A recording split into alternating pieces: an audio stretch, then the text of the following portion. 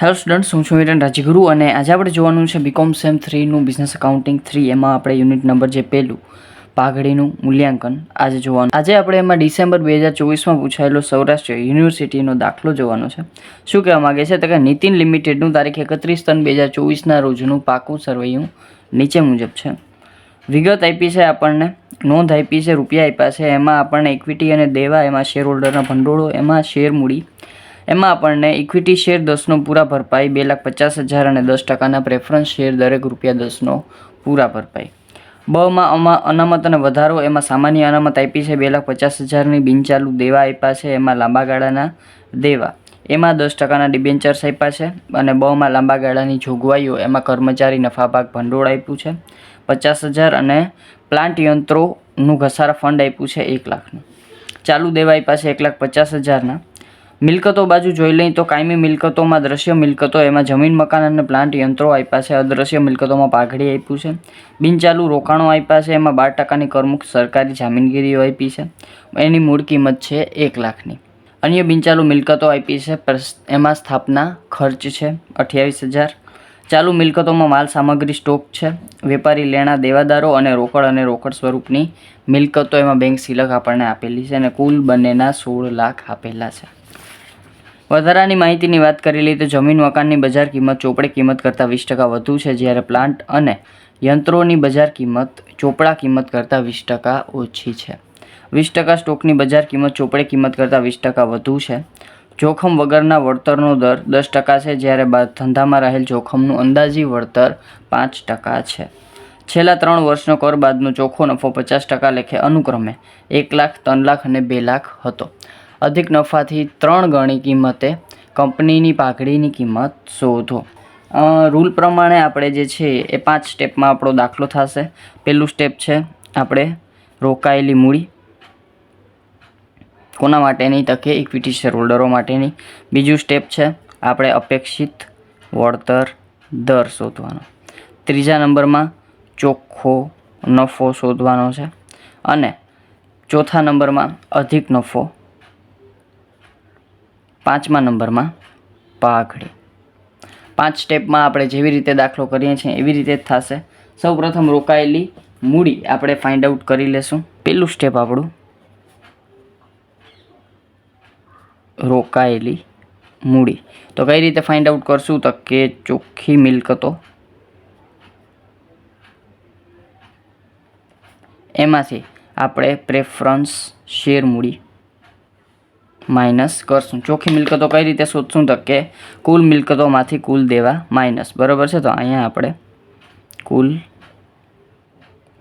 મિલકતો, તો કુલ મિલકતોમાં સૌપ્રથમ મિલકતો બાજુ આવેલા જાય તો જમીન મકાન અને પ્લાન્ટ યંત્રો. બરાબર, કાયમી મિલકતોમાં દ્રશ્યમાં આપ્યું છે આપણને જમીન મકાન અને પ્લાન્ટ યંત્રો, બંનેમાં આપણને હવાલો આપ્યો છે, તો અહીંયા આપણે લખી નાખશું જમીન મકાન. તો શું કીધું છે તો કે જમીન મકાનની બજાર કિંમત ચોપડા કિંમત કરતાં 20% વધુ છે. બરાબર છે, તો ચોપડા કિંમત કેટલી છે જમીન મકાનની તો કે 5 લાખ. તો અહીંયા હું બ્રેકેટમાં લખું 5 લાખ. ચોપડા કિંમત છે 5 લાખ અને ચોપડા કિંમતથી 20% વધારે છે, એટલે ચોપડા કિંમતમાં જ હું 20%નો વધારો કરી નાખીશ.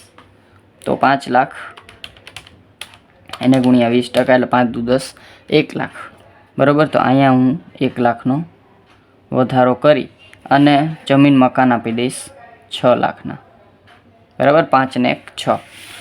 પછી છે પ્લાન્ટ અને યંત્રો, તો અહીંયા આવશે પ્લાન્ટ અને યંત્રો.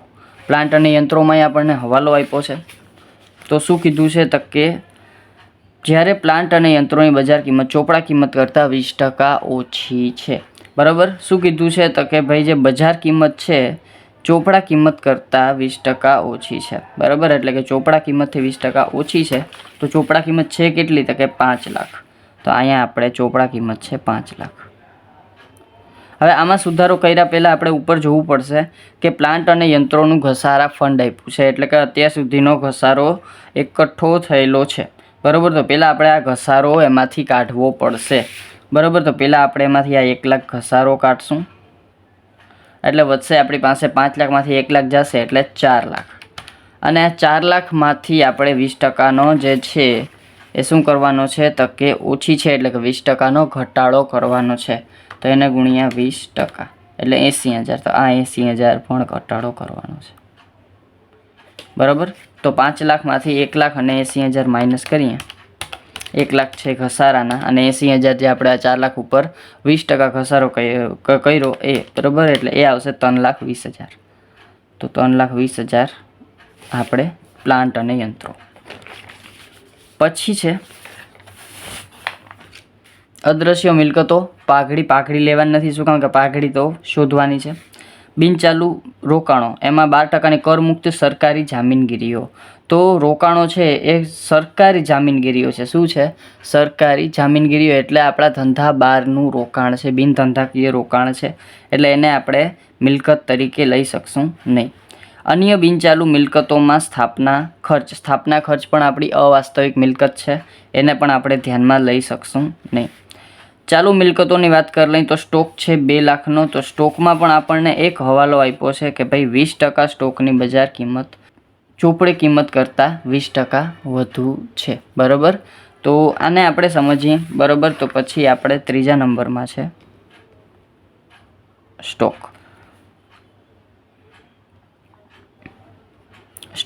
આપણને આપ્યો છે કેટલો? તો કે સ્ટોક આપ્યો છે આપણને 2 લાખનો. તો અહીંયા આપણે લખી નાખશું 2 લાખ. આ શું છે? તો કે આ મારી ચોપડે કિંમત છે. હવે એને કીધું છે શું? તો કે 20% સ્ટોકની બજાર કિંમત. 20% સ્ટોકની. બરાબર. એટલે કે આ પૂરેપૂરા સ્ટોકની નહીં, આના 20%. આના 20% હું કરવા જાઉં તો કેટલા થાય? તો કે 2 લાખ એને ગુણ્યા 20%. તો એ છે 40,000. બરાબર. તો અહીંયા હું એમ કહું કે 40,000 સ્ટોકની વાત થાય છે. અહીંયા હું 2 ભાગ પાડી નાખું. એક છે 40,000 અને એક મારા છે એ 40,000માંથી 2 લાખ માઇનસ કરું તો 1,60,000. 1,60,000 અત્યારે આપણે એમને રાખીએ. હવે 40,000 છે એને શું કીધું છે? 20% સ્ટોકની બજાર કિંમત ચોપડી કિંમત કરતાં 20% વધુ છે. એટલે આ જે 20% છે ને, આમાં આપણે 20%નો વધારો કરવાનો છે. એટલે કે આમાં 40,000 એને ગુણ્યા 20%. એટલે કેટલા થશે? તો કે 40,000 એને ગુણ્યા 20% એટલે 8,000. એટલે 8,000 રૂપિયા આપણે વધારો કરવાનો છે સ્ટોકમાં. બરાબર. એટલે કે 40,000નો જે સ્ટોક હતો હવે કેટલો થઈ ગયો હશે? 39,000નો. બરાબર છે. એટલે કે 8,000નો વધારો આપણે સ્ટોકમાં કરવાનો છે. તો સ્ટોક આપણો હતો કેટલો? તો કે 2 લાખનો. એમાં આપણે પ્લસ 8,000નો શું કરી નાખશું? વધારો. એટલે 2,08,000. બરાબર છે.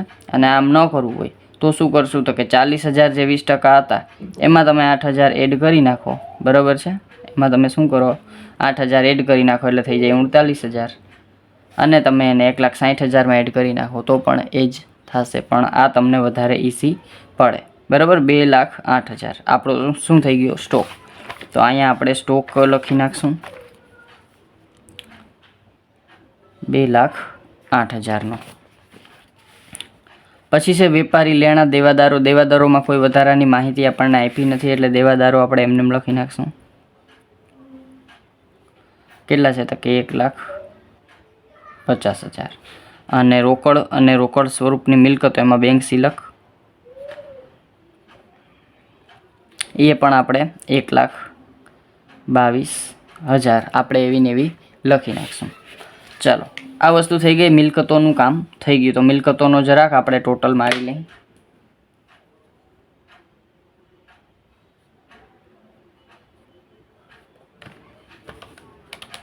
છ લાખ, 3,20,000, 2,08,000, 1,50,000 અને 1,22,000 એટલે 14 લાખ. તો 14 લાખ મારી મિલકતો આવશે. અને એમાંથી આપણે બાદ કરશું શું? તો કે કુલ દેવા. ચાલો, તો કુલ દેવામાં શું શું આપેલું છે? તો કે દેવા બાજુ આવેલા જાય આપણે શેરમૂડી તો આવશે નહીં. અનામત અને વધારો તો કે સામાન્ય અનામત એ પણ નહીં આવે કારણ કે એ અનામત છે. બિનચાલુ દેવા એમાં 10%ના ડિબેન્ચર્સ, તો ડિબેન્ચર્સ આવશે તો અહીં લખશું આપણે 10% ડિબેન્ચર્સ કેટલા છે તો કે 3 લાખના. તો અહીંયા આપણે લખી નાખશું 3 લાખ. લાંબા ગાળાની જોગવાઈઓ એમાં કર્મચારી નફા ભાગ ભંડોળ. તો આ આપણો લાંબા ગાળાની જોગવાઈ છે, તો એ પણ આપણા દેવા તરીકે આવશે, કારણ કે આપણે ભવિષ્યમાં ચૂકવણી કરવી પડશે. તો અહીં લખશું આપણે કર્મચારી નફા ભાગ ભંડોળ. બરાબર છે. કેટલા છે તો કે 50,000. બરાબર છે. પ્લાન્ટ અને યંત્રોનું ઘસારા ફંડ તકે એનું કામ આપણે ઉપર કરી લીધું છે. ચાલુ દેવા 1,50,000. તો એ ચાલુ દેવા પૂરેપૂરા અહીંયા લઈ લેશું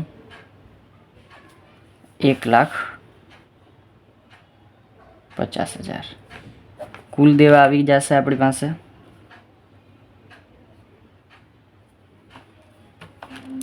3,50,000 અને 1,50,000 એટલે 5 લાખ. ચાલો, તો ચોખ્ખી મિલકતો આપણને કેટલી મળશે તો કે ચોખ્ખી મિલકતો બરાબર તો 14 લાખમાંથી 5 લાખ આપણે માઇનસ. બરાબર છે. તો કરી નાખીએ.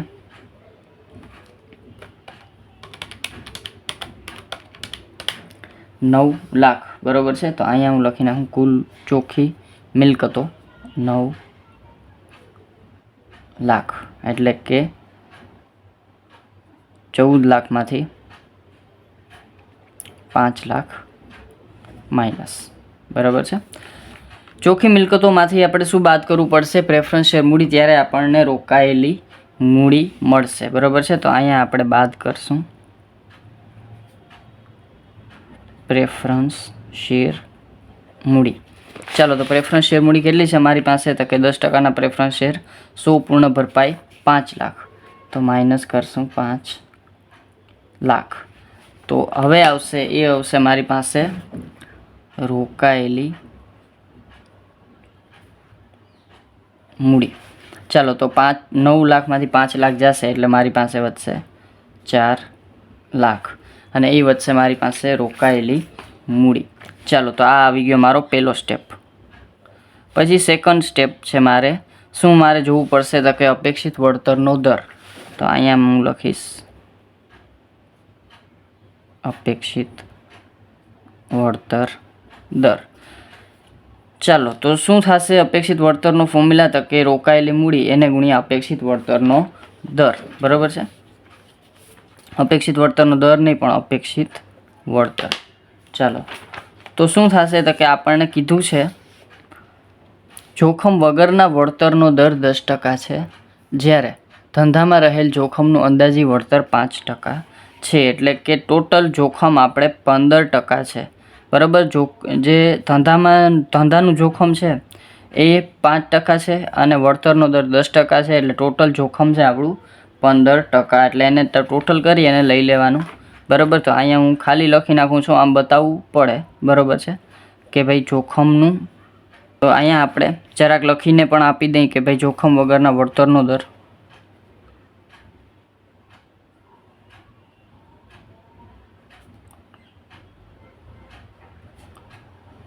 પ્લસ જોખમનો અંદાજી વળતર. બરાબર છે.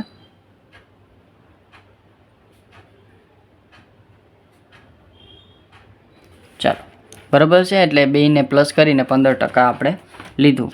ચાલો, તો એનો ફોર્મ્યુલા લખી નાખીએ. અપેક્ષિત વળતર બરાબર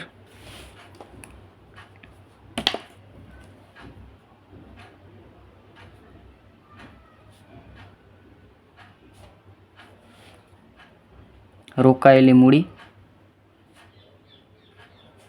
એને ગુણ્યા અપેક્ષિત વળતરનો દર. ચાલો, તો રોકાયેલી મૂડી છે મારી પાસે 4 લાખની, એને ગુણ્યા અપેક્ષિત વળતર છે મારી પાસે 15%. તો 15 ચોક 60. તો 4 લાખ અને એને ગુણ્યા 15% એટલે 60,000. આ શું આવ્યું મારી પાસે તો કે અપેક્ષિત વળતર. ચાલો, આગળ વધીએ. અપેક્ષિત વળતરનું કામ થઈ ગયું. થર્ડ સ્ટેપ છે મારે શું જોવું પડશે તો કે મારે ચોખ્ખો નફો લેવો પડશે. તો ત્રીજું સ્ટેપ ચોખ્ખો નફો કયો? તો કે સરેરાશ ચોખ્ખો નફો. ચાલો તો ક્વેશ્ચન ઉપર આવેલા જાય. શું કીધું છે? તો કે એની એમ કીધું છે કે ભાઈ છેલ્લા 3 વર્ષનો કર બાદનો, ધ્યાનથી વાંચવાનું, કે કર બાદનો ચોખ્ખો નફો છે 50% લેખે, અનુક્રમે 1 લાખ, 3 લાખ અને 2 લાખ. બરાબર છે. તો અહીંયા આપણે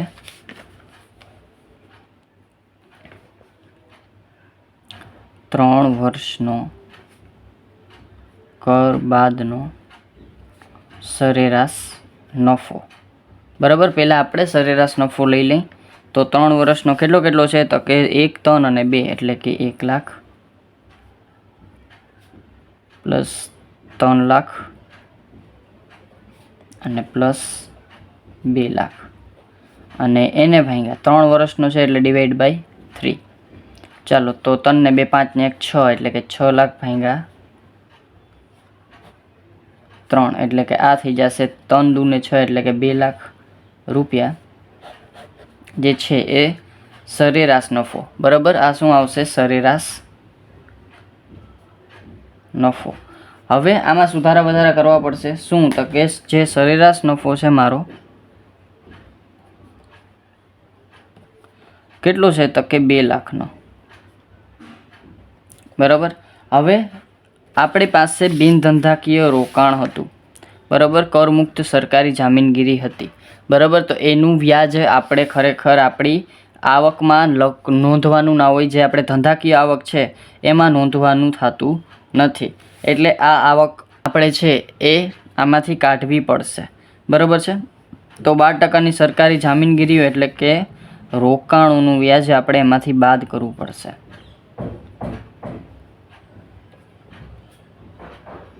તો રોકાણોનું વ્યાજ કેટલું બાદ કરવું પડશે? તો કે આપણે જે મૂળ કિંમત છે એના ઉપર જ વ્યાજ ગણશું. એટલે કે 1 લાખ છે એના જ આપણે ડાયરેક્ટ 12% કરશું. બરાબર, એટલે કે 12,000 વ્યાજ થશે.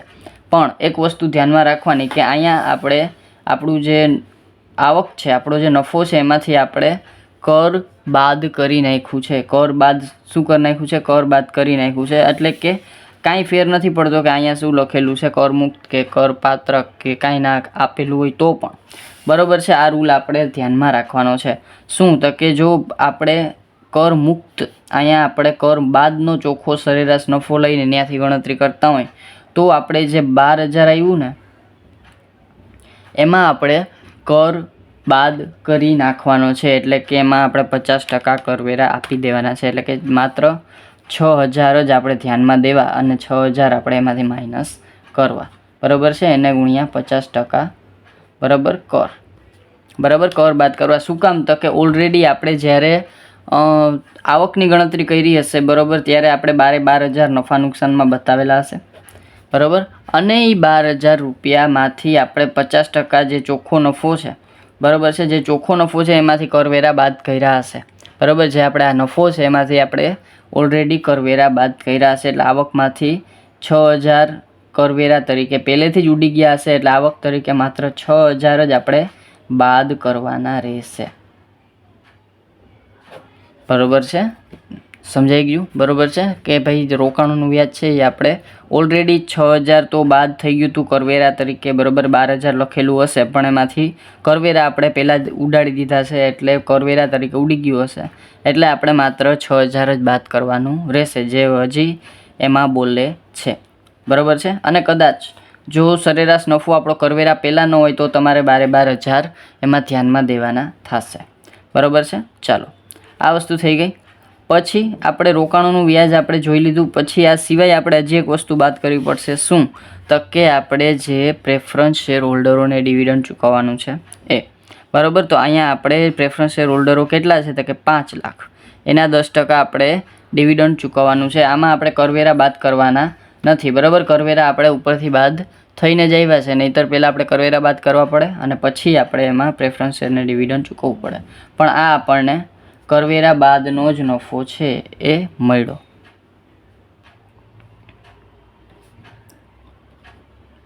બરાબર, 2 લાખમાં 6,000 એટલે કે 1,94,000 એવો કંઈક નફો આપણો વધે. બરાબર છે, અને એમાંથી આપણે બાદ કરશું પ્રેફરન્સ શેર ડિવિડન્ડ.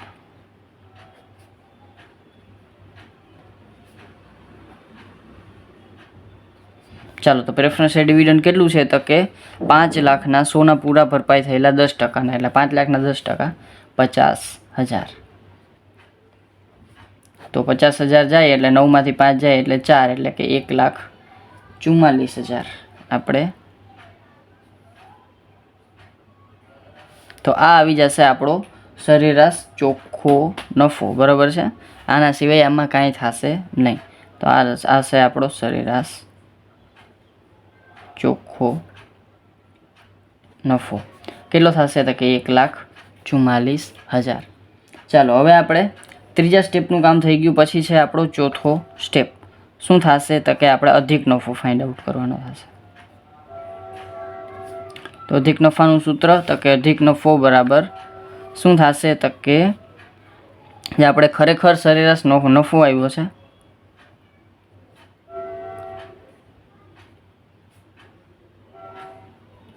એમાંથી આપણો અપેક્ષિત નફો માઇનસ.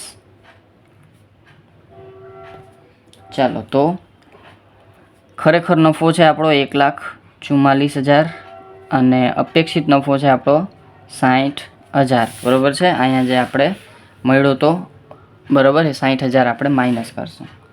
તો 1,44,000માંથી 60,000 માઇનસ, તો એ થઈ જશે 84,000. આ શું આવશે તો કે આપણો અધિક નફો.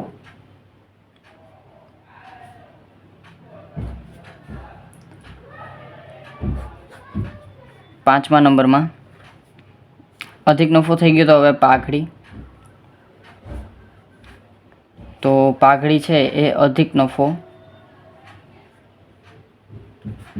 એને ગુણ્યા શું થશે તો કે આપણે જે ખરીદીના વર્ષો આપ્યા છે બરાબર એ, તો અહીંયા આપણે અધિક નફાના 3 ગણી કિંમતે એને ગુણ્યા 3. તો પાઘડી થઈ જશે, હું બ્લેક જ રાખું છું. અધિક નફો છે આપણી પાસે 84,000 એને ગુણ્યા 3, એટલે પાઘડી બરાબર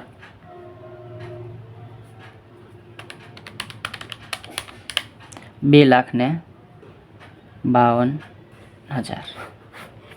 ચાલો તો આ થઈ ગયો આપણો પાઘડી, બરાબર છે. ચાલો તો આ થઈ ગયો આપણો 2025માં પૂછાયેલો દાખલો, બરાબર છે.